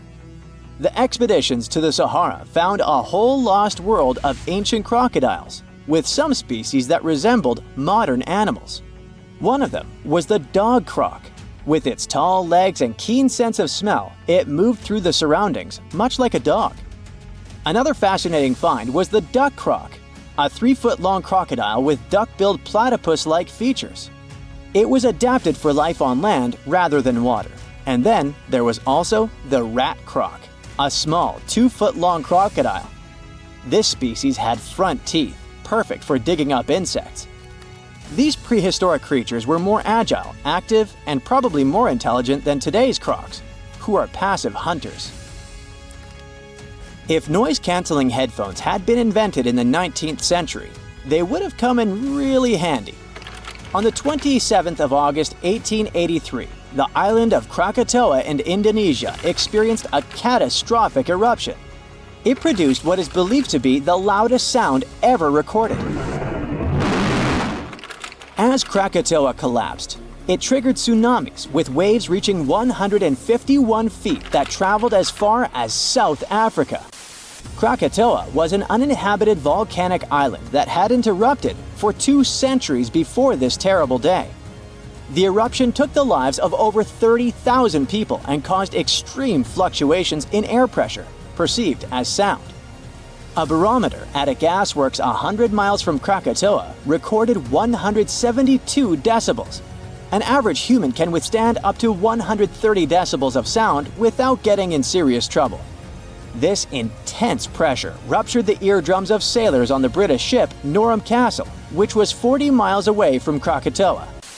The sound wave from it circled the globe, and people could still hear it even 3,000 miles away where it resembled cannon fire. The late 1800s were a golden era for grand mustaches. But there was one problem. You couldn't enjoy a cup of tea with this kind of facial hairstyle. The heat from the tea would melt mustache wax and make the ends droop. Fine gentlemen had to struggle because of it until the invention of the mustache cup. Harvey Adams, a British potter, likely invented the mustache cup in the 1870s. He patented a butterfly-shaped ledge inside the cup with a hole to sip through. Thanks to it, the mustache didn't get wet. These cups quickly became a hit, first in the UK and then across Europe. In the United States, they were sold at stores like Sears and Marshall Field's, now part of Macy's. Mustache cups came in various shapes and sizes. Some, like farmers' cups, could hold up to a pint of tea. Others were smaller porcelain pieces shaped like conch shells or decorated with the owner's name. They often came with matching saucers. Lord Byron, one of the greatest British poets, kept numerous dogs and cats and a whole bunch of exotic animals. There was a monkey, a crocodile, a fox, peacocks, a bear, and several badgers. When Byron attended Trinity College, Cambridge, college rules prohibited keeping dogs on the grounds. He got really angry and decided to go around the rules. Byron brought a tame bear as his pet. The college authorities argued with him, but since the statutes did not specifically mention bears, they had no legal grounds to remove either the bear or its owner. Byron walked the bear on a chain, talked to it, and even considered applying for the bear to become a student at the college. We still don't know how and where Byron got the bear, but when he left Cambridge, he took the bear with him to his estate in London. Imagine discovering an ancient city without leaving the comfort of your home. In 1963, a man in the Nevşehir province of Turkey did exactly that. He was renovating his house. He knocked down a wall in his basement and found a mysterious room. He continued digging and saw a tunnel. This is how Derinkuyu underground city was found. Derinkuyu is one of the deepest multi-level underground settlements of Cappadocia and in all of Turkey. This engineering masterpiece has 8 levels. The inhabitants living on those floors had access to cellars, storage areas, chapels, a school, a study room, and other structures. All floors are connected by an extensive network of tunnels. It's believed that the underground city was built as a shelter. You can't see the construction from the outside. Its depth is approximately 279 feet. The complex was large enough to shelter about 20,000 people, plus their livestock and food supplies. There's also a 180-foot ventilation shaft. People used it both for ventilation and as a well. The well supplied water both to the villagers living on the surface and to those hiding in the underground city. Interestingly, those living on the bottom levels were able to cut off the water supply for the upper and ground levels. This kept the water safe from potential poisoning. The place was designed for protection. The tunnels could be blocked from the inside with huge round rolling stone doors. The passageways were extremely narrow. Potential invaders had to enter the tunnels one at a time. Seems like they thought of everything in the 7th century BCE. Archaeologists believed the Phrygians were the ones who first built the levels. After them, the structure was used and enhanced in Roman times. This was when the chapels were added. The golden time of Derinkuyu, however, was during the Byzantine era. But how did these people manage to create such tunnels? Well, the rock they carved them into wasn't usual. It was soft volcanic rock. It appeared due to a geological process that began millions of years ago. Volcanic eruptions covered the area in thick ash. It then solidified into this soft rock. When the natural forces of wind and water eroded softer parts, only hard elements remained. Fun fact, fairy chimneys are also made of intricately shaped volcanic soft rock. but they formed naturally without any human intervention. I'm still in Turkey, but this time, my destination is Çanakkale, where a myth came to life. For 3,000 years, people believed that Homer's Iliad was fiction and that Troy never existed. In 1863, everything changed. Expatriate Frank Calvert discovered ancient ruins in western Turkey.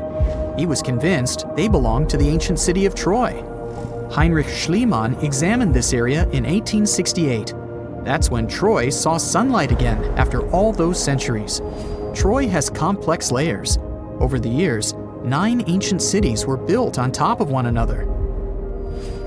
Historians say that the area was strategically located between Europe and Asia, so it became a prosperous trade and cultural center. This strategic position made Troy attractive throughout history. After the Trojan conflict, the city was abandoned between the years 1100 to 700 BCE. Then Greek settlers rediscovered the area, and Alexander the Great ruled there. The Romans then invaded the city. Speaking of this event, the first thing you would see when visiting the site is a replica of the wooden Trojan horse from a movie shot in 2004. The next stop is Lothal. In the 1950s, Lothal and several other Harappan sites were discovered in India. These new provinces extended the boundaries of the Indus Valley civilization. Lothal was an important part of the Harappan civilization. It had vast cotton and rice fields. Plus, it had a bead-making factory. Beads were made from semi-precious stones, like agate. Many of these beads were later found in Mesopotamia, which serves as evidence that Lothal was a thriving trading port. Archaeologists believe that the city was part of an ancient trade route. Traces of agriculture? Check. Traces of trade? Check. What else? The remains of residential buildings, streets, bathing pavements, and drains. Some real city planning, and impressive examples of early urbanization. The town was well constructed. There were modern houses. Some of them had 6 rooms, bathrooms, a large courtyard, and even a veranda. Lothal also had the world's oldest known dock. It linked the city with the Sabarmati River and the trade route. The ancient Mayan city of Calakmul is located in southern Mexico in the tropical forest of the Tierras Bajas. From 500 CE to 800 CE, Calakmul was home to over 50,000 people. There was a central plaza surrounded by outer districts. And if we count both the inhabitants of all those outer areas and those who lived in the center, Calakmul had a population of more than 1.5 million people. It was a city that was habitable for 12 centuries. It's believed that the place had more constructions than any other excavated Maya settlements in the region. After 1000 CE, the Maya civilization there faced a downfall. The settlement that was once the center of Mesoamerica was almost completely abandoned. The ancient city was at the heart of the second largest tropical forest in America. The site is well preserved, so today, if you were to visit it, you would be able to picture what life looked like in ancient Mayan times. The city remains include architectural complexes and sculpted monuments, defensive systems, quarries, water management features, agricultural terraces, massive temple pyramids, and palaces, not to mention a variety of body ornaments and other accompanying objects. It proves that complex state-organized societies lived in this tropical forest. The Mayans depicted nature in their paintings, pottery, sculptures, rituals, and even food. I'm moving on to a place people thought didn't really exist. The city of Thonis Heraklion appeared only in a few inscriptions and ancient texts. Turns out, it was waiting to be discovered for thousands of years. Scientists searched the majority of the coast of Egypt. But then, archaeologist Frank Gaudio and his team detected a colossal face looking at them from under the water. The ancient city of Heraklion was discovered completely submerged 4 miles off Alexandria's coast. In the ruins of the lost city, there were 64 ships, 700 anchors, and a treasure trove of gold coins.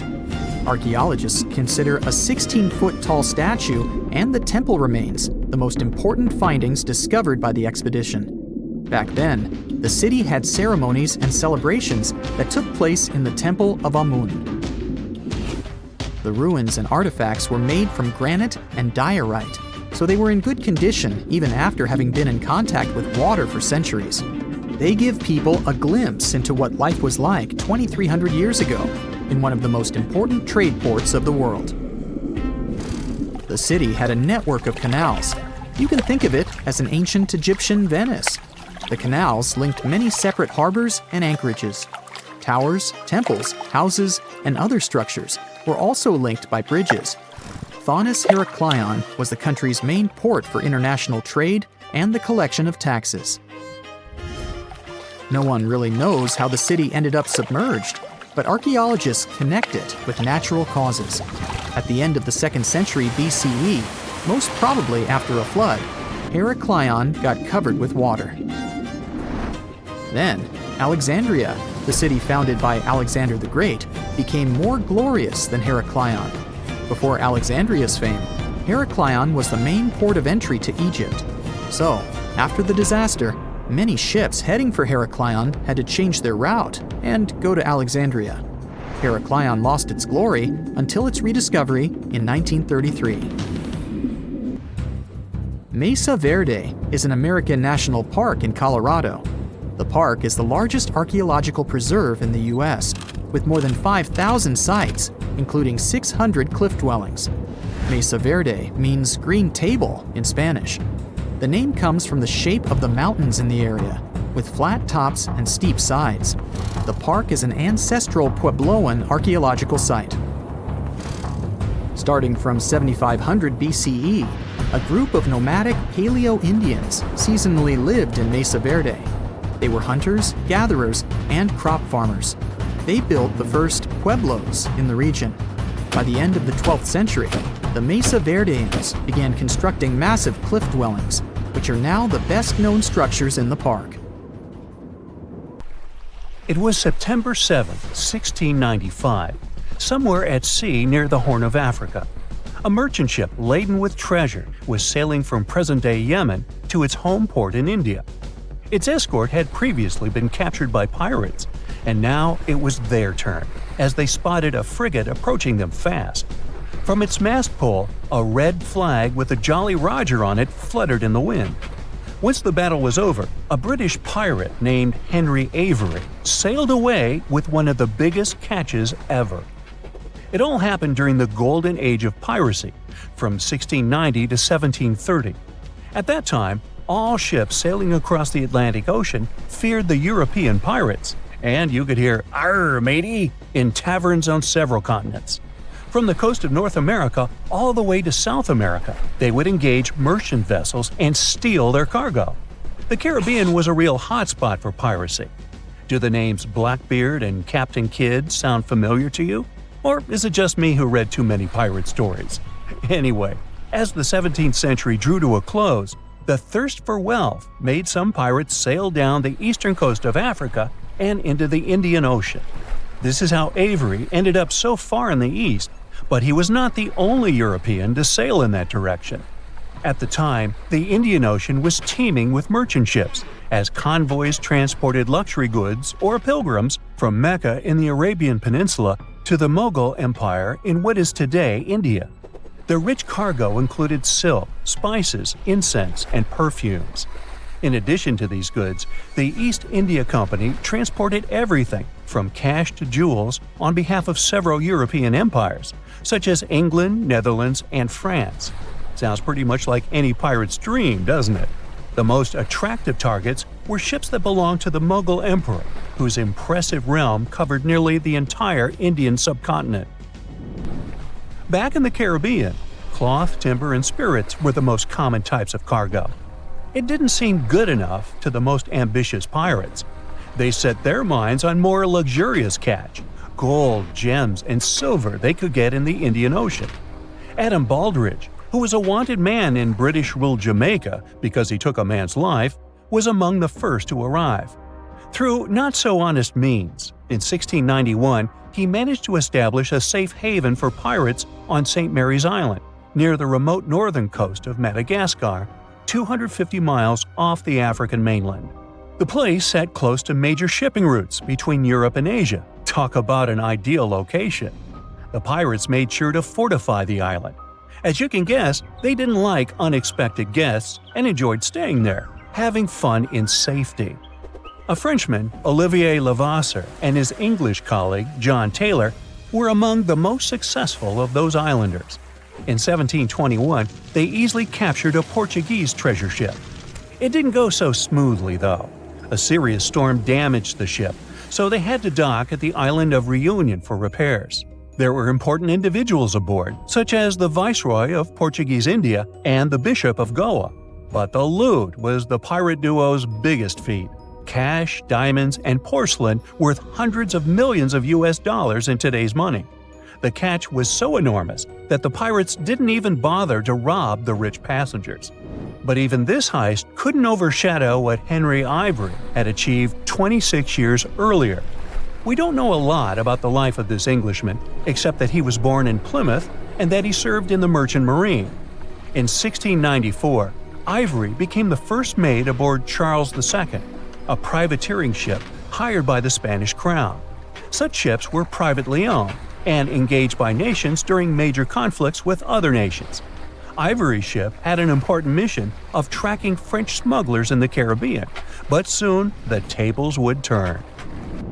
Ivory was good with words and led a successful mutiny in 1694. After he left the unfortunate captain ashore and renamed the ship Fancy, the new captain set sail for Madagascar. There, news reached Ivory that a large fleet of 25 ships was soon to leave for its home in India.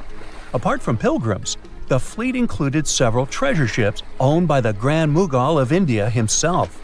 Ivory didn't waste time and assembled an armada of 6 ships to go after the Mughal convoy. As soon as they spotted the fleet, the pirates started a chase. They managed to board an escort vessel, stealing gold and silver worth more than $17 million in today's money. And if that wasn't enough, Ivory and his men went after the flagship named Ganjai Savai.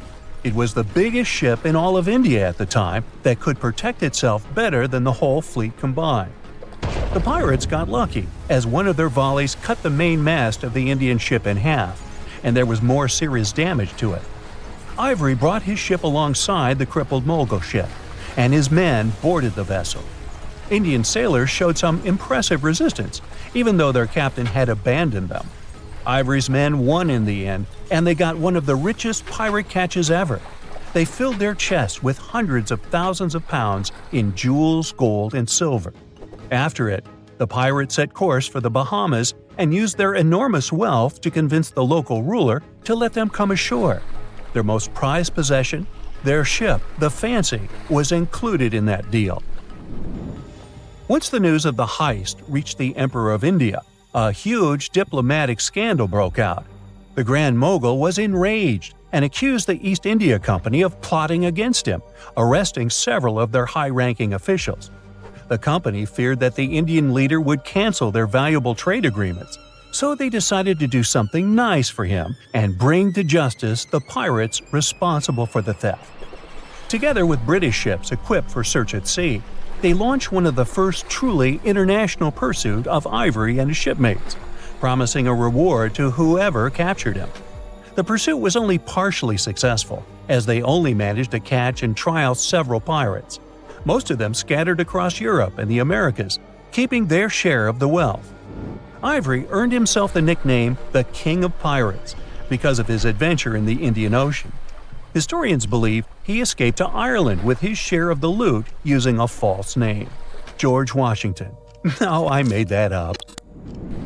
Piracy was a risky trade, and not all European fortune seekers were successful in the East. Take Dutch pirate Dirk Schijvers, who entrapped 4 ships in the Indian port of Calicut. He demanded money from the local Indian authorities and the East India Company, but they offered him only half of the requested sum. Finally, they settled on a different amount. When it didn't arrive, Schijvers set another ship ablaze. By this point, both the British and the Indians had had enough, and they hired 10 Indian pirate ships to drive Schijvers away, which they succeeded in doing. The pirate captain was forced to return for repairs to St. Mary's Island empty-handed. Oh well. The end of the 18th century and an increased European presence in the region brought about the end of the golden age of piracy. As the British authorities increased raids on pirate strongholds, the number of pirates decreased significantly. In 1692, a huge earthquake that was followed by a tsunami erased a well-known pirate haven from the map, Port Royal in Jamaica. But piracy in the Indian Ocean never fully disappeared. Modern pirates might not have an eye patch or a parrot on their shoulder, but they mean business just as the pirates from the past. The Strait of Malacca connects the Indian Ocean to the Pacific, and today, around 40% of world trade takes place through it. Despite this fact, piracy was alive and well here even in the 21st century. The national authorities of Malaysia and Indonesia, two countries the strait separates, were finally able to curb piracy only in 2016. No, it's not a romantic story at all.